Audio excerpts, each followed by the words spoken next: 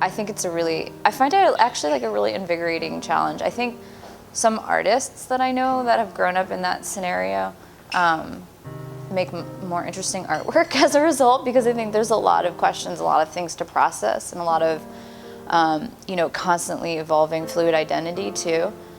And I really think that is also kind of like the new America, where everyone, it's a great I think a good example or portraiture of like what it means to be American, to have these mixed, constantly moving identities or sense of it, where you don't feel totally solid about who you are.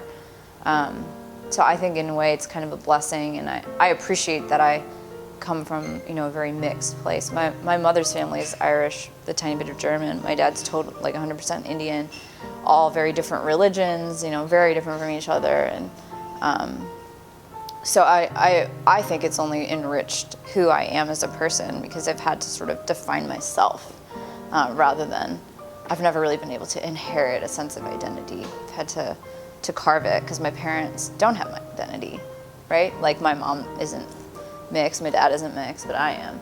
And my siblings are, so we get to share that too. But I do think it makes great artwork. But also, traveling to India, I have family has roots there, so it was important for me, as I think just in my own sense of self, to spend some time home.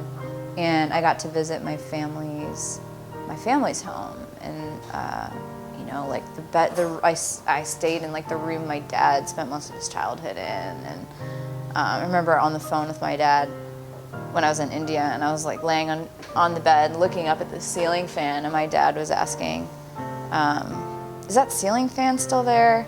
Is it still really dusty? He's like, I don't think anyone's ever cleaned that. And I was looking up at the ceiling fan as he was saying it, and I was just like, wow, I'm finally connecting this web of my life in this way that I had always wanted to. And I hope also to go to Ireland someday and be able to do that with my mom's family.